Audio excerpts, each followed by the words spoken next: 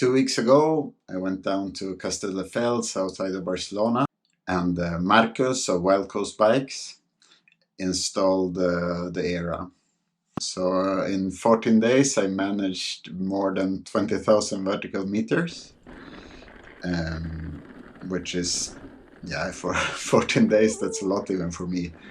I do around 250,000 vertical meters every year of descent, which is also how I measure my biking. I never count kilometers, etc. So in general, the style of riding I do is all mountain, fairly big descents.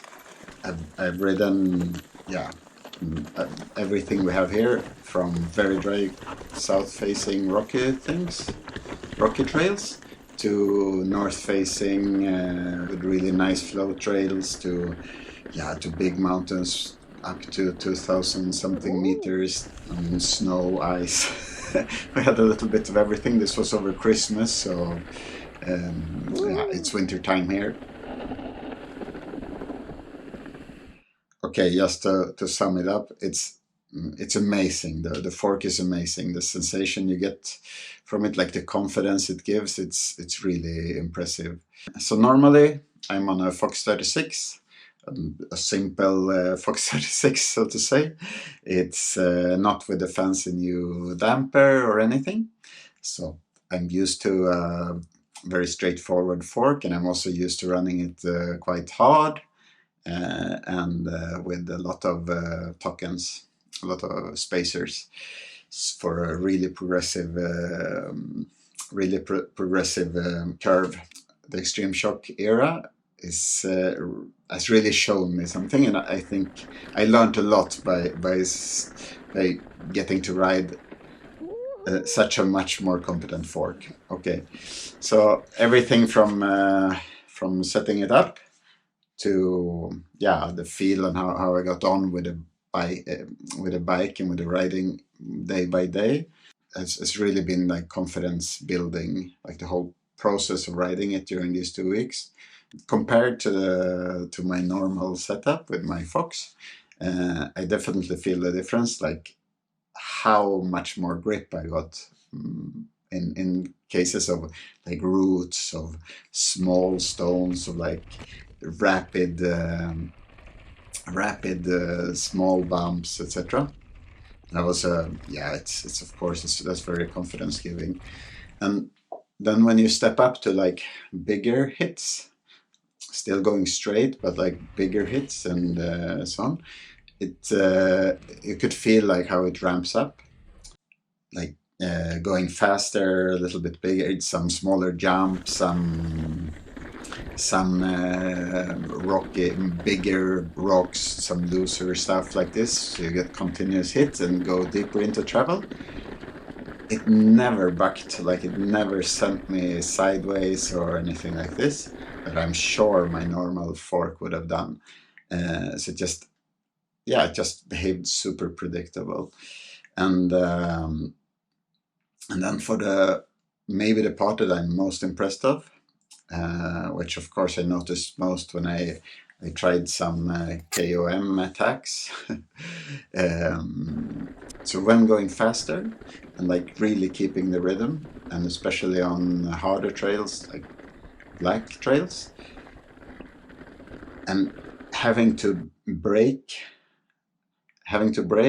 and make a fairly difficult turn with like big steps, at the same time as you're having this massive compression on the fork, that it still managed to hold up. Like it's a huge difference compared to the Fox. Like I never felt like it, that I managed to force it to its limits. So I'm 90 kilos and my bike is 25 kilos, an e-bike of 25 kilos plus gear. So I'm up there at like 120 kilos or so. So it's a fair amount of mass that is coming down the mountain when I ride, and when I go fast. I'm not the fastest rider, and I'm 45 years old, so I can't really risk everything.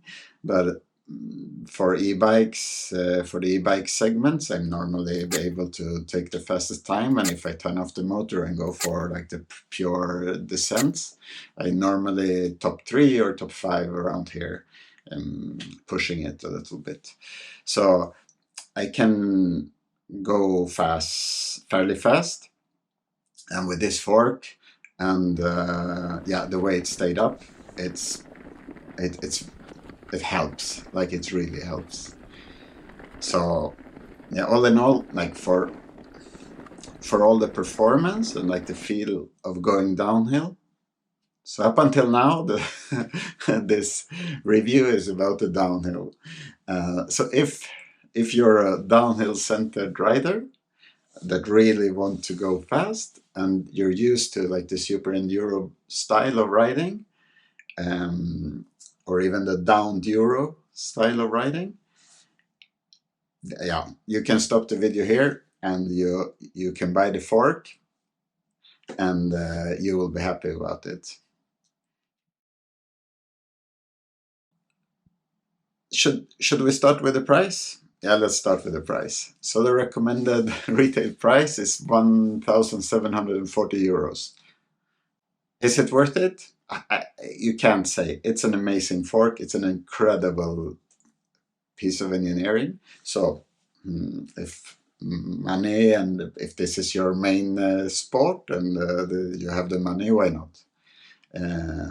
Quality Italian product with a lot of research behind. So yeah, if you're in the market for one of the best forks out there, have a look at this fork. Okay, this is a personal objection, and it's about the feeling I'm after when I'm riding. I normally run my bike set up as semi-long travel trail bike. Okay, what do I mean by this? First of all, I mean I'm on 29-inch wheels, I'm on 150 millimeter suspension back and front, fairly hard setup suspension. I'm not on the slackest head angle. I want the bike set up so I also can do uphill trails, which I find very fun and very challenging, and I'm very bad at it as well, but I really like it. So I want a bike that has contact with the terrain. I'm not interested, in no means I'm interested in a downhill bike with a motor. Okay, what happens when I put on this fork? Yeah, what happens is the fork is so plush and works so well, so I can't use the same riding style I've adapted now for the last 2 years. And what is this riding style? Okay, so when riding only mountain trails, only natural trails, that we have 2,000 kilometers just around here, and we have up to 2,000 vertical meters of descents in one run. I want to be close to the trail. I want to have feedback from the trail. So the way I ride and the way I've learned to ride, and this is a lot thanks as well to Felix, my colleague on Berganduro, it's because we strive for using as much of the trail as possible when riding down. Okay, this sounds a little bit... This I mean is that I really like to use every feature there is. If there is a bump, I want to push on it down. I want to move from side to side. My bike weighs 25 kilos. What does that mean? I'm fairly strong. I'm 190 centimeters and 90 kilos, and I'm fairly strong. But you can't move 25 kilos like you move a 12 kilo bike. This means that you always have to look further, and you have to push the bike into the ground to move it, okay? And the first day I rode this fork, I couldn't do it. Like, it's impossible. Like, it's so efficient. So it takes away all the power I put into the fork. Marcus asked me after the first day, how does it feel? Do you feel less tired in your arms and hands? No, I felt more tired because I had to push so hard to get the feedback I'm used to get from my very progressive setup on my normal fork. The fork I tried is 170 millimeter, and the fork I normally run is 150 millimeter. So it's 20 millimeter more of travel. But it's so much more efficient, this fork, than the Fox. So it probably should go down 10 millimeters to be able to even be close to this feeling that I'm after. So this is nothing negative per se about the fork, but it's how it affected my riding. And I'm not sure, maybe this is possible to, I could just have put even more pressure into it and made it really like bouncy. But when I switched back to my fork after running the ERA for 2 weeks, I instantly got back to my normal style of riding, and I like it a lot. Like, I really like it. The style I normally ride is quite fast when using the terrain like this. So pushing into it and so on, with my 120 kilos of mass in total, and being able to let go of the brakes like this, it means I have to pedal very little compared to most other people when it's like flatter terrain, because you can simply use the terrain as a pump track. And I come to really love this flowy style of riding. And with the fork, I can't say it's nothing against the fork, but it's not the way I'm used to riding. Can this same fork at 140 millimeters give the same sensation? Probably. Maybe. I don't know. Maybe someone will know, but I don't. And unfortunately, I don't think I'll get to try a 140 millimeter version of this fork. If your focus in life is long enduro descents in a varied terrain, and if money is something you don't have to think too much of, and you're in the market for a high-end fork, wow, yeah, this fork should definitely be on your list as one of the forks that you should look at and buy.